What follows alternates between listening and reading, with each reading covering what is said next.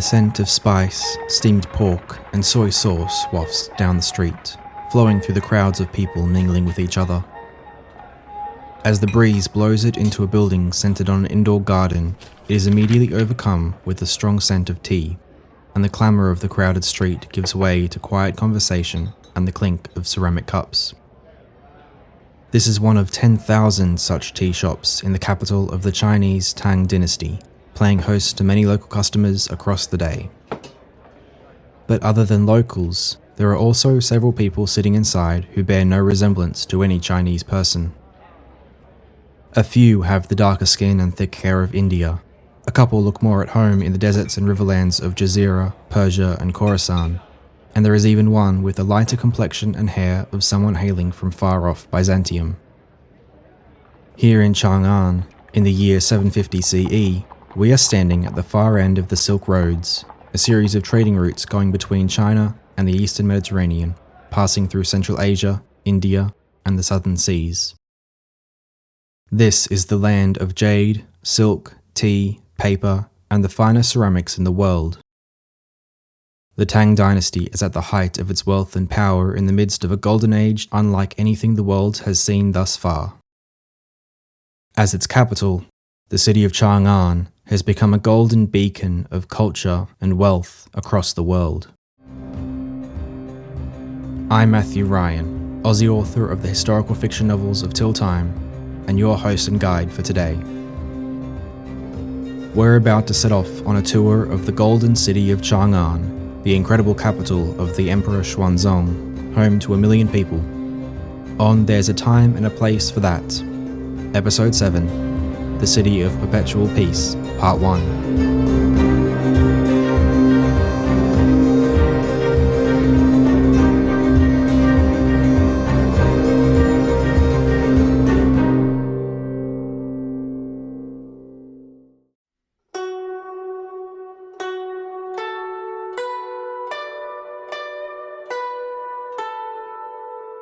Amongst the dry air of Qin Shi, the heat of summer is gone, replaced by the cool of autumn. People flood past, coming in and out of the vast metropolis that lies to the north. Standing near the ancient ruins of the first capital of the Qin dynasty, the city of Chang'an, known in our day as Xi'an, is in its prime as the largest and most populous city in the world. We stand outside its gates with the sun high in the sky to our right, the 8-kilometre-long southern wall stretching out in either direction before us.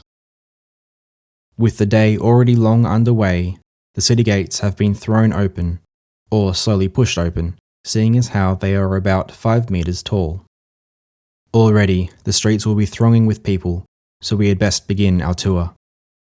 We walk through one of the 5 arched entrances in the mighty Mingde Gate, beneath a sweeping pavilion of gilded tiles that forms the gate's roof, and before us stretches out the Imperial Way, the main avenue of Chang'an. It's 150 meters wide, laid with even paving stones, and lined on either side by vibrant trees hanging with brightly coloured pears, peaches, and pomegranates, as well as plainer yet larger elms and junipers. A crowd of about 1,000 people, dressed in a dozen different colours of elegant silks and finely spun wool, move back and forth directly ahead of and around us. Most, nearly all, bear the typical appearance of local Han Chinese people, their silky black hair and piercing dark eyes studying us with interest as we begin to move with the crowd, but on occasion we do spot some foreigners. Darker skin from southern China, as well as those of Viet and Khmer origin, are the most common outside of the paler Han ethnicity, followed by Indian, Sogdian, Uyghur, Tibetan, Khorasani, Persian, and Arab, though the last 3 tend to live in the western half of the city, making up as much as 1/3 of the population. For those of us of European, African, or any Australasian descent, don't expect to find more than a handful of people resembling us among this city of 1 million people. While the transcontinental trade routes terminating here in central China are strong at the moment, people tend not to travel their entire length, with a series of merchants carrying goods from the Byzantine and Umayyad realms across Asia like a really long bucket chain. Even so, Chang'an is a vibrant city, with over a dozen different languages carried to our ears as we walk along the right-hand side of the avenue, passing market stalls trading in goods both local and foreign. Among these market stalls, we also find a number of food vendors, offering us a look at what culinary delights the Chinese favour. Bamboo steamers of dumplings, noodles, and wheat cakes give off tantalising scents from all around, accompanied by fragrant pork, chicken, and fish. These street vendors do a roaring trade, offering full meals and smaller snacks to those walking the streets of China's first metropolis. However, before lunch comes round, we find more people gravitating towards the current equivalent of the modern cafe. As we turn off the main avenue, passing over the 3-metre-wide ditch used to collect certain waste products from the roadside, and heading down one of the 25-metre-wide streets that crisscross the city, we find ourselves outside a tea shop almost immediately. Thousands of these establishments sell tea across Chang'an, since the beverage is such an intrinsic part of Tang culture. In fact, it is so important that there are scholars who devote their entire lives to tea, with one man in particular, Lu Yu, writing a whole book on the subject in 760. As we look in on this sizable and luxurious shop, constructed from the typical wood and decorated with fine ceramic and lifelike paintings, we can see customers seated at tables, cups of yellow and black tea in hand, engaged in polite and quiet discussion. Unlike in Western customs, the Chinese do not take their tea with biscuits nor any other foods, since that would be considered practically blasphemous. With the introduction of chairs and stools via merchants from Central Asia, these tea drinkers do not need to sit or kneel on the floor. We watch as a new arrival sits himself down across from another patron, and the two men raise their cups in salute towards one another before drinking. This is an important custom in Chinese tea drinking, and not raising one's cup would be exceptionally disrespectful. The more deserving of respect a person is, the more times you should raise your cup, so long as you don't spill your tea everywhere as you wave the cup around. The tea shop is on the corner of the Imperial Way and the side street we have turned down, and as we continue along it, we see that this block of the city is mostly surrounded by a 3-metre wall.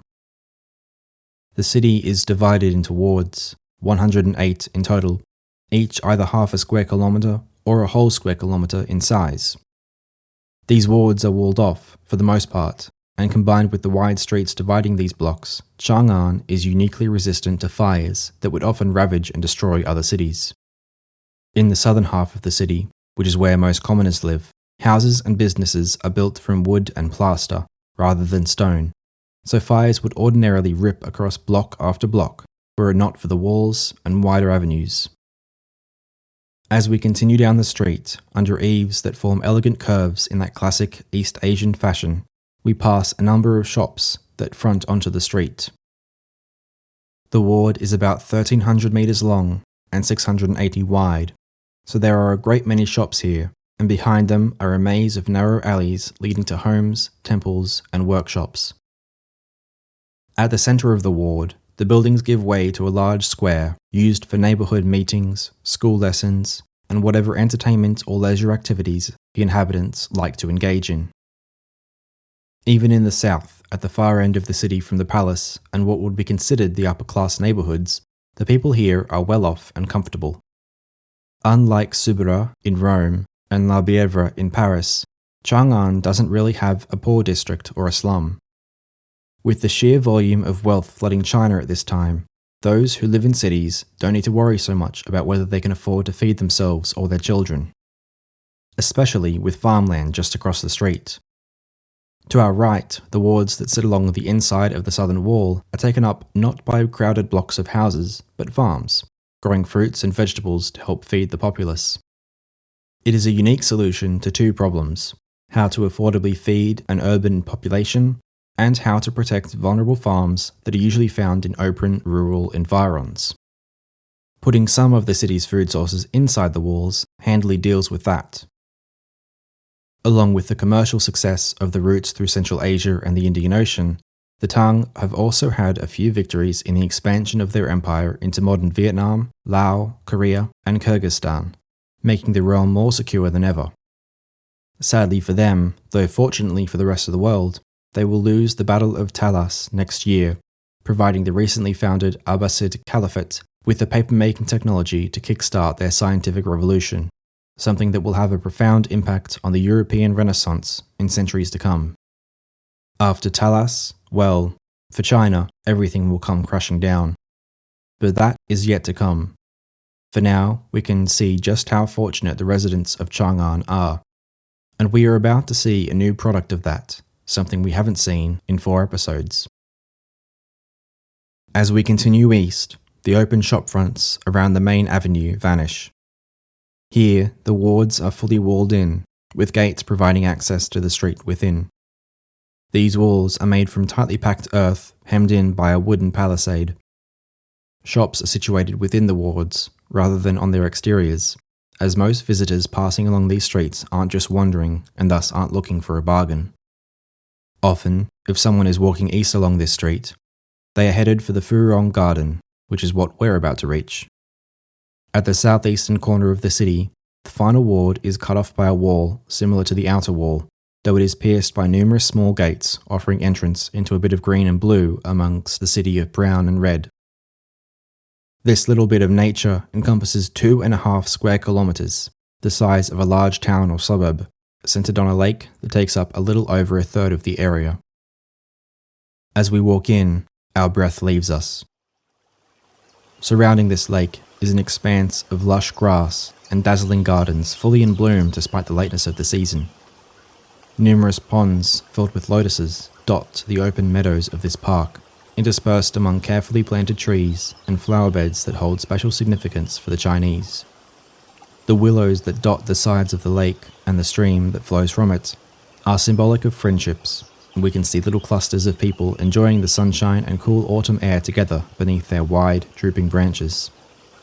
Elsewhere, orderly rows of dark plums, bright peaches, and rich red pomegranates inject a sense of life into the park, signifying rebirth, immortality, and fertility, respectively.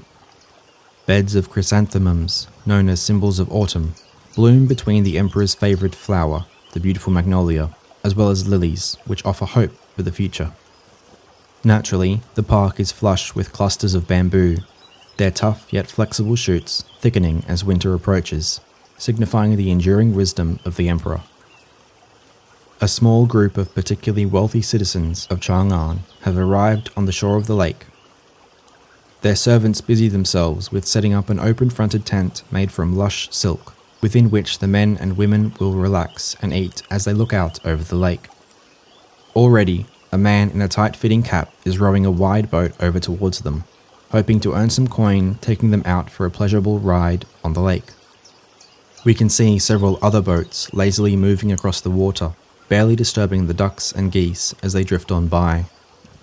A little further over from where these aristocrats have set up their picnic, a puppet show is being presented for the children accompanying their parents to the park.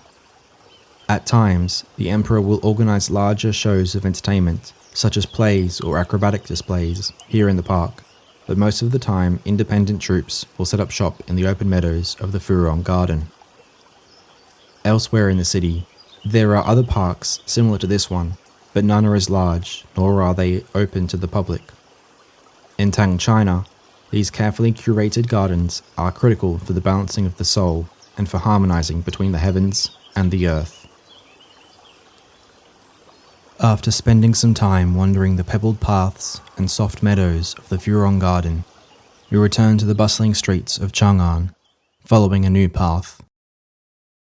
The city is built on a grid, with each street aligned with the cardinal directions. This format is one that has been copied by neighbouring kingdoms, most prominently the Japanese, who built their new capital of Nara in the same style 40 years ago. Following these perfectly laid out streets, our feet are guided by Heidi, the black dragon of water, winter, and the planet Mercury, towards the north. After only a single block, we begin following Baidi to the west, the direction of Venus, metal, one of the 5 classical Chinese elements, autumn, and importantly for us, the towering pagoda that rises up over the curved roofs on either side. For the first time in our tour, we head through a gate into one of the walled wards we have been passing, this one named Jinchang. This ward is a bit different to the others, which are a combination of residential and commercial. Instead, among the houses of this ward, which are all more spacious and seem to be occupied by scholarly types, we find that the central square contains a monastery. We have seen the Catholic and Armenian monasteries of Paris and Jerusalem before, but this is nothing like them. This is the Dacian Temple, a Buddhist monastery built by the Emperor Gaozong in 648. The first abbot of this monastery is perhaps the most legendary Buddhist in China, after Gautama Buddha himself, of course. His story is legendary, literally.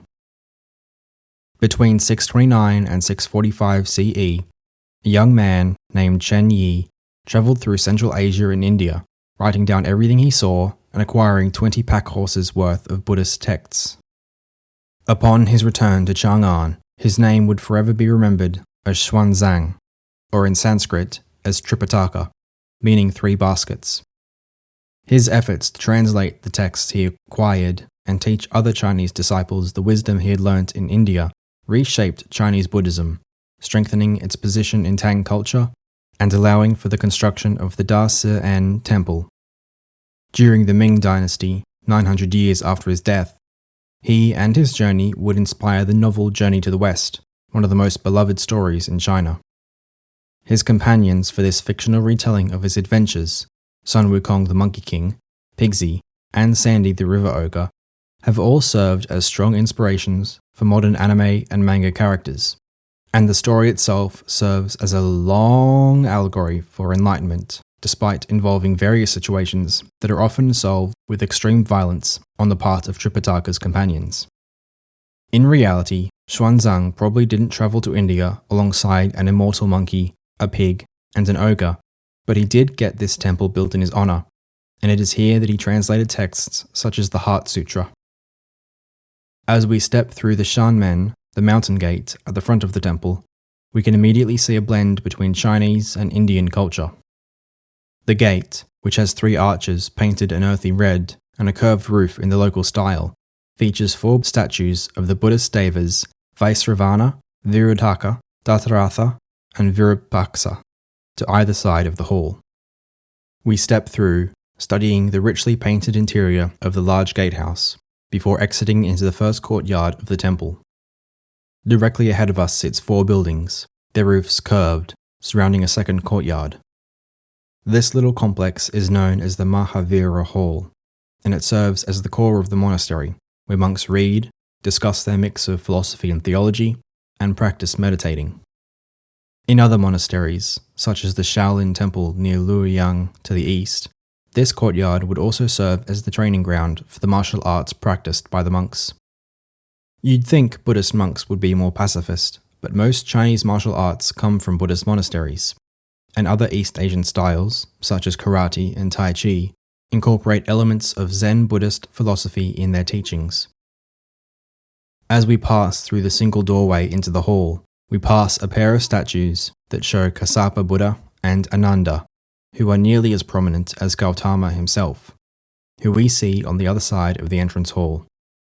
2 doors lead out into the inner courtyard, and in the middle and on either side of these are statues of the 1200-year-old enlightened teacher. 2 of the statues are seated with legs crossed in the lotus position, while the third shows him standing, and each has his hands in a different position, signifying different concepts.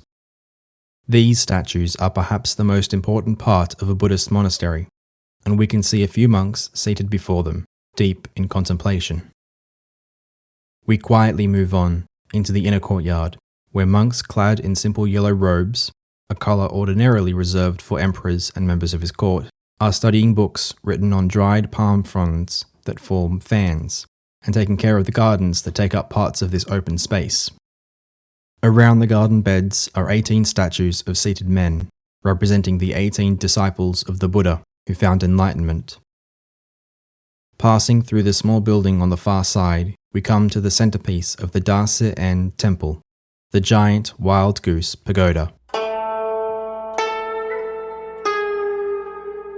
In modern Xi'an, this is the thing to see, and even in this era of equally interesting sights, the 10-story tower is something to behold. In our day, it is only 7 stories, thanks to an earthquake in 1556, but after Empress Wu Zetian rebuilt and improved it in 704, it reached its prime, which we see now. Each level is narrower than the one below it, so that the initially 30-metre wide base tapers to a roof only a metre or two wide, 91 metres above the surrounding courtyard, atop which is a narrow pointed peak. Each floor has a flared eave surrounding its top, not quite the same as the curved roofs common in Chinese architecture, but instead with a more linear angle. The entire thing is built from bricks, giving it a soft orange-brown coloration, and each side of this square conical monument has an arched window embedded in it. We can actually climb the stairs inside this pagoda. As we enter, we see numerous statuettes of the Buddha and other important figures from his religion displayed on altars lining the walls, accompanied by handwritten sutras. At this point in time, a form of the printing press has been developed in China. Known as woodblock printing, it allows for the mass reproduction of documents in a less labour-intensive way. Though if you're going to display copies of millennia-old religious texts in a prominent monument in a capital city, it's got to be done by hand. We begin ascending the stairs, which wind back and forth up each level, and notice characters engraved into the walls of each floor. One says Zhang Xu, another Xu Cheng, Jiang Da, and Mu Yao Qi. Dozens, if not hundreds, of other names are inscribed upon these bricks. Each of these names represents someone who passed the imperial examinations over the course of the last 50 years, allowing them into the civil service of the Tang Dynasty. It has become a tradition for these successful students to climb the stairs of the pagoda and immortalize themselves in stone. Eventually, we reach the highest floor and get a look at the city from a bird's eye view. Only a few kilometers northwest, we see a similar pagoda, if half the size, known as the Little Wild Goose Pagoda. Its tapering floors, of which there are 17, curve as they narrow, rather than forming linear steps like the one we're at. Beyond it lies the vast imperial complex and the emperor's palace at the very northern edge of the city, which is several kilometers further away. East of the Little Wild Goose Pagoda is what looks like an enormous plaza, almost a city in miniature, next to which is another palace, smaller, though no less grand than its big brother. They all look like good places to visit, We leave the Da Si-en Temple, passing through the Xuanzang Hall, where frescoes describe the monk's journey through the kingdoms of India, and a copper statue shows his likeness.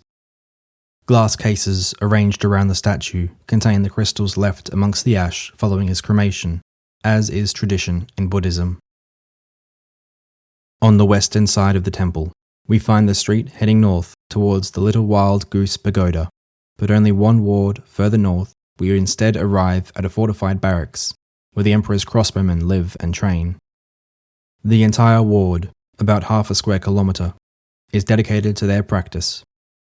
Unlike in other countries where the recurve bow is preferred, Tang Chinese archers use the mechanical crossbow, which requires far less strength and accuracy to shoot in exchange for a long reload time.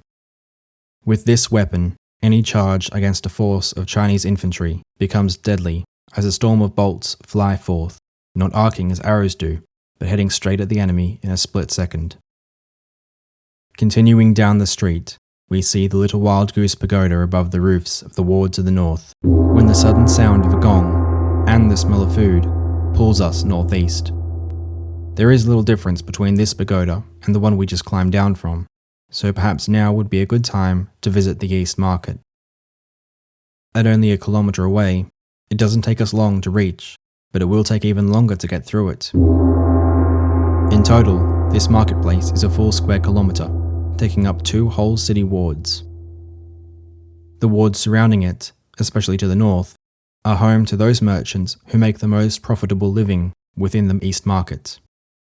Their houses are large even by today's standards, with a central courtyard surrounded by large bedrooms, dining halls, parlours, and a guest hall at the gate. Sometimes the main building and the wings attached that surround the courtyard are 2 stories tall, provided the family is wealthy or large enough. Unlike most of the commoner houses we have passed, these middle-class mansions are richly painted, topped by elegant curved roofs, and surrounded by gorgeously colourful gardens. They may not have the rooftop pools, tennis courts, and 20-car garages of some modern rich folk, but for their era, they are sumptuous and extravagant. As for the market itself, as we pass through one of the 8 gates around its perimeter, we can begin to identify how it's all organised. It's built similar to a hash symbol, that's the hashtag one for you Gen Z folks, with 2 inner streets passing north and south, while 2 other streets cross them going east and west, each about 80 metres in width, creating 8 outer blocks of shops and 1 central block used by the authorities. In this period, economics is critical to the existence of the state, so keeping a tight grip on how it all operates is crucial, starting with opening hours. That gong we heard is still going, ringing out 300 strikes to announce the beginning of the market at noon. At the end of the day, about an hour or 2 before dusk, the same gong will ring out again. As the managers of the market, these authorities enforce the rules on what can and cannot be traded, and collect the taxes and fees that are paid for the privilege of operating a shop in one of the biggest markets in the world's largest city. Naturally, there must be guards present to police these rules and regulations, and to also prevent thieves from making off with stolen goods. Most importantly of all, fairness must be kept in all business dealings, and this requires the oversight of the authorities. Certain goods, mainly foods and precious metals, must be weighed to determine their price, and the scales used to determine those weights must be inspected regularly to ensure that no merchants are cheating their customers, which would undermine confidence in the markets and the state's economy. They also identify counterfeit coins and issue certificates of purchase for live goods such as horses, camels, cattle, and, unfortunately, slaves. This is why there is an entire section of the market that plays host to these inspectors, their guards, and emergency granaries in case of a famine. We can see the guards as we walk in through the market's entrance. Known as the Gold Bird Guards, these soldiers are armed with dao, a wide-bladed, single-edged sword that is pretty common within the Tang military. Their armour is made from lamellar, which has small rectangular plates bound together atop a linen jacket. Their braces have a similar design protecting their wrists, and on their heads we find a brimmed helmet crowned by a golden feather, which gives them their name.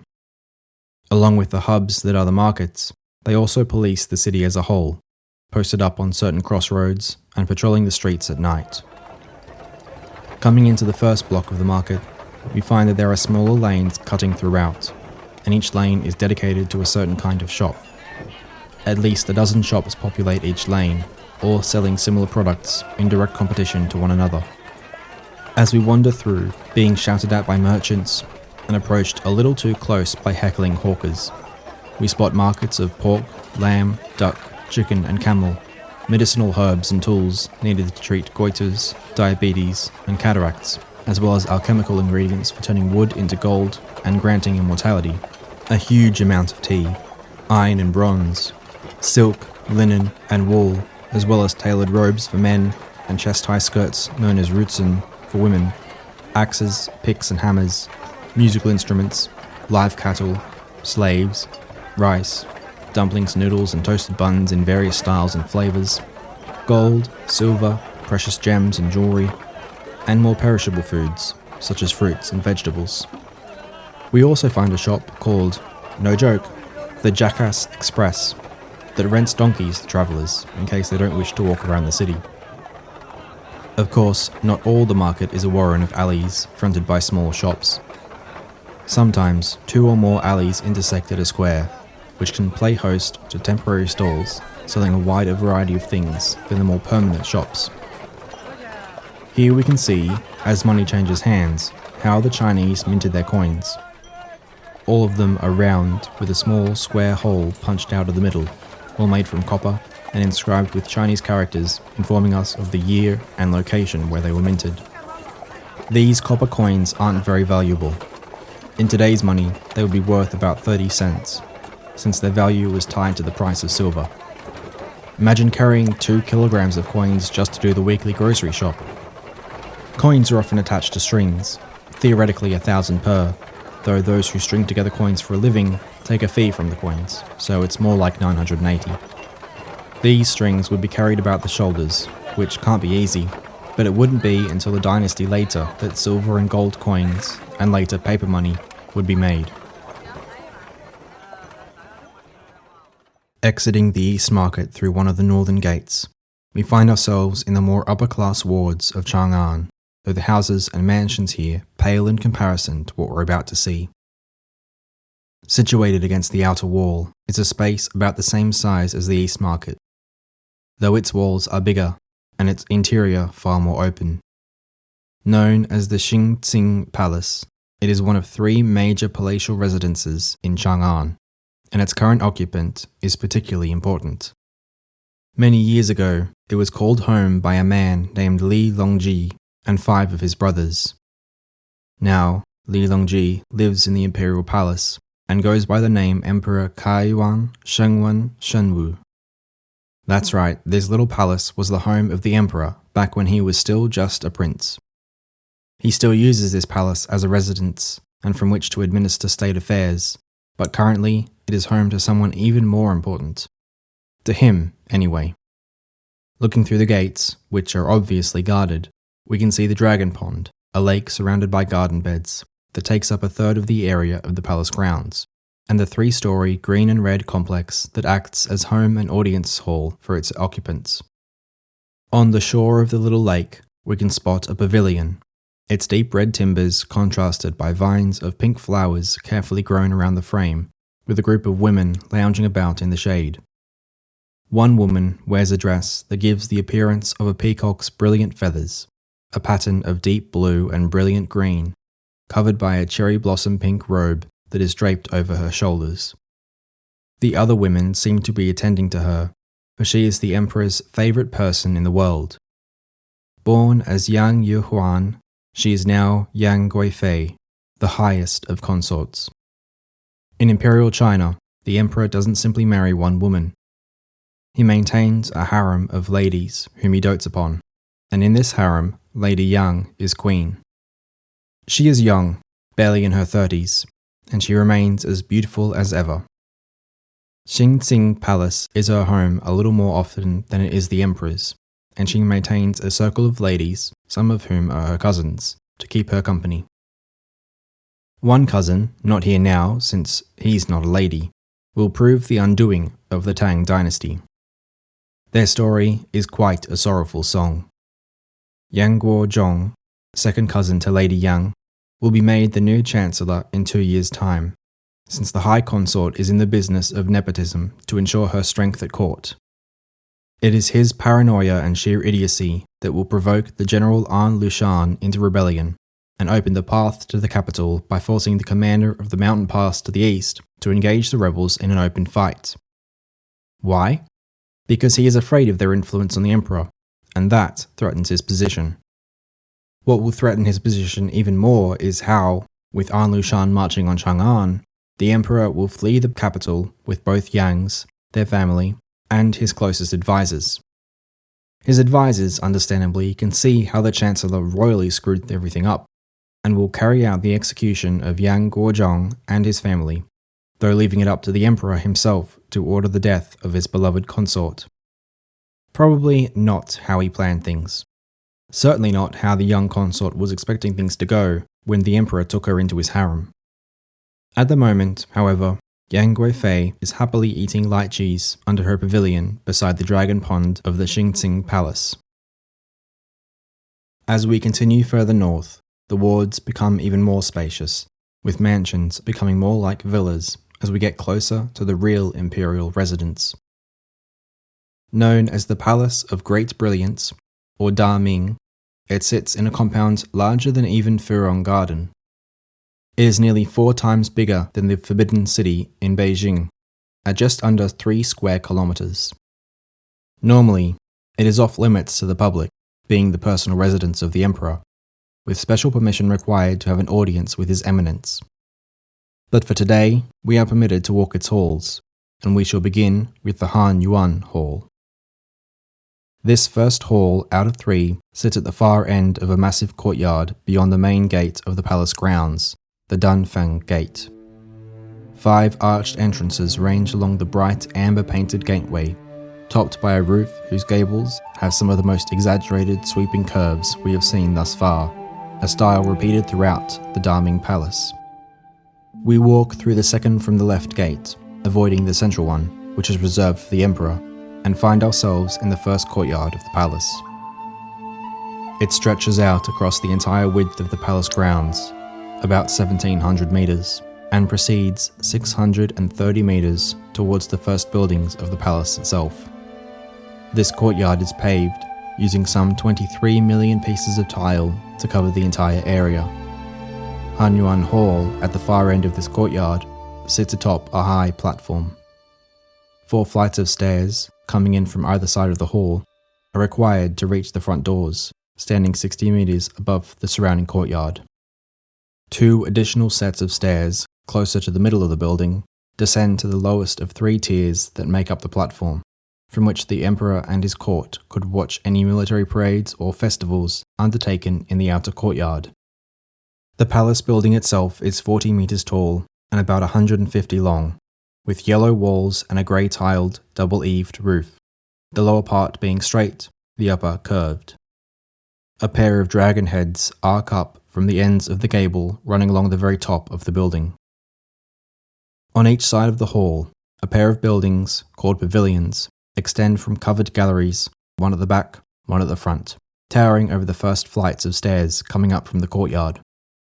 The southernmost pavilions are 1-story, though they stand atop towering platforms that bring their roofs in line with the lower roof of the main hall. The pavilions at the back have 2 stories, the lower one with a wide eave running around it, the top floor covered by a proper roof designed to mimic that of the main hall. All 4 of these pavilions are painted with maroon walls, black roofs, and red highlights along the frames of the walls and roof.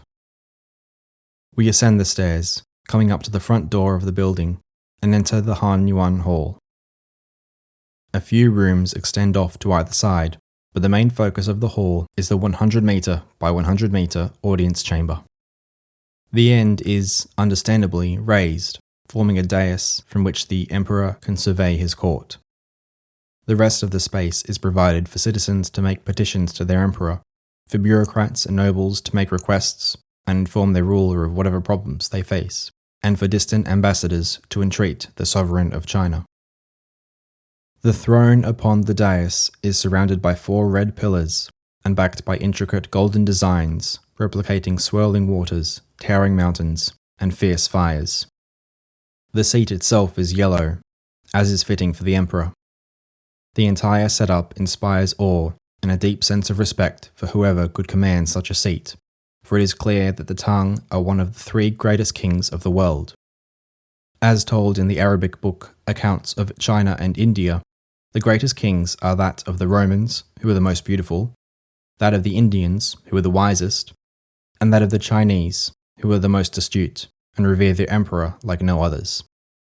This statement, by Emperor Yizong 120 years in the future, also makes mention of the Turks, who he quite rudely refers to as the beasts of mankind, and the king of Baghdad, who sits at the center of the world and is king of kings.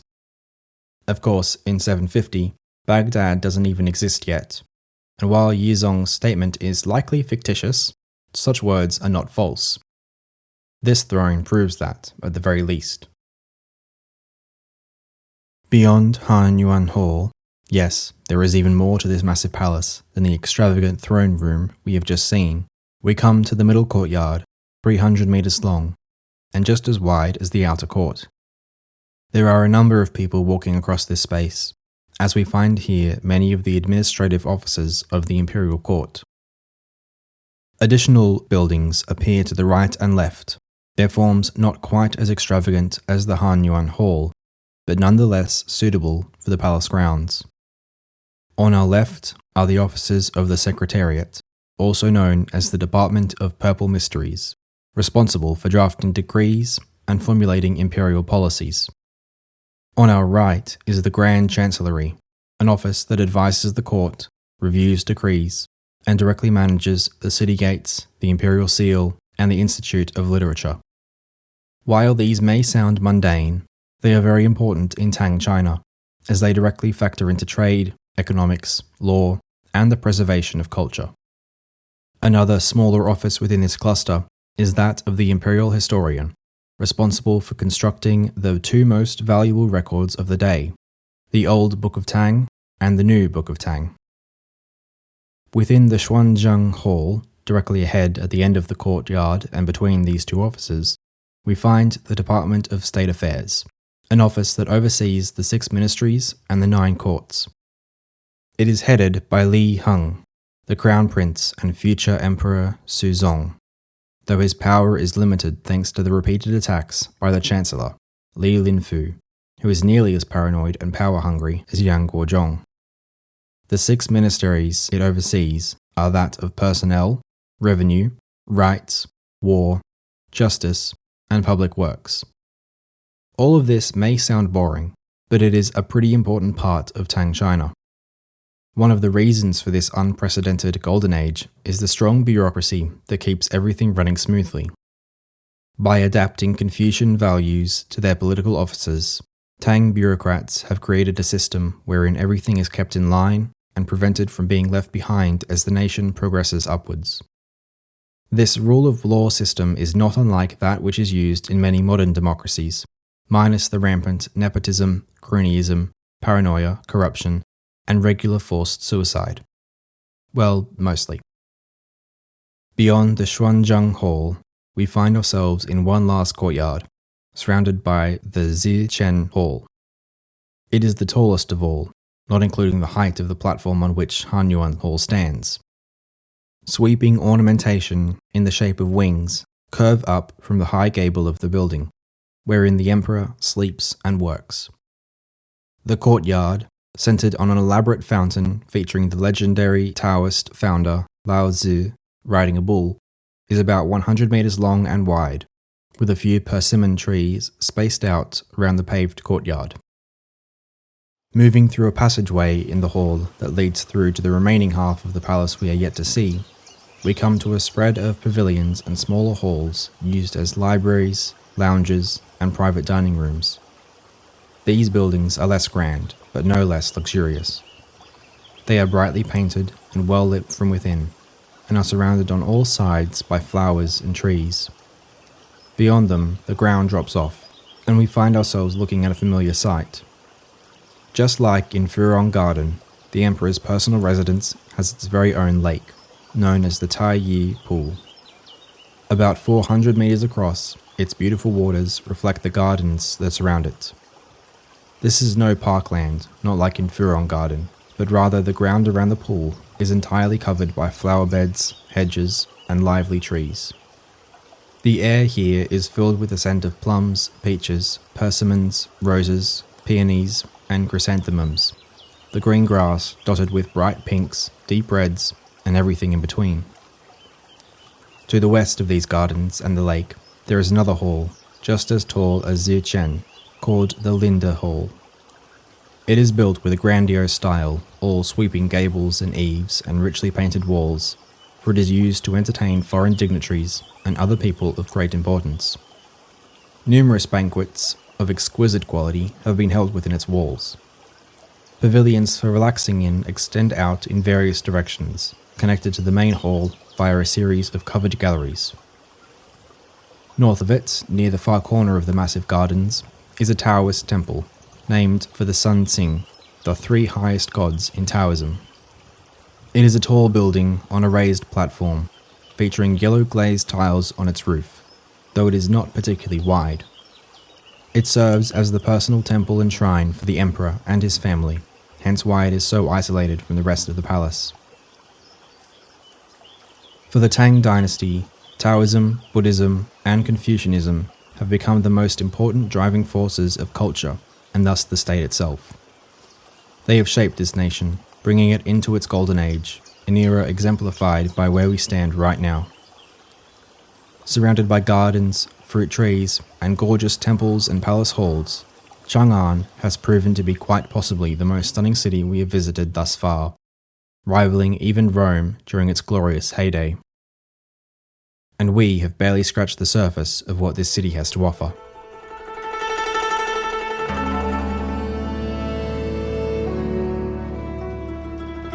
That brings us to the end of the first half of our tour of Tang Dynasty Chang'an. Thank you for listening to episode 7 of There's a Time and a Place for That. I hope the incredible monument of the Great Wild Goose Pagoda and the extravagant palaces of Eastern Chang'an were fun to explore. If you enjoyed the relaxing atmosphere of Furong Garden or the buzzing East Market, feel free to share them with your friends and family by letting them know about this podcast.